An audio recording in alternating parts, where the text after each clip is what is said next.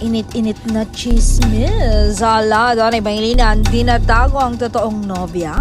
Tinanong ng diretsahan ang matinee idol ng mga Marites kung tinatago ba niya kung sino ba talaga ang kanyang jowa.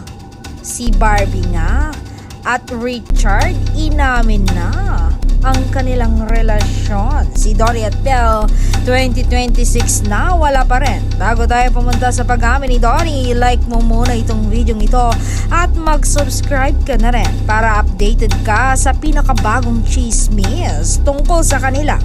Eto na nga, sabi ng aktor, hindi ko siya tinatago.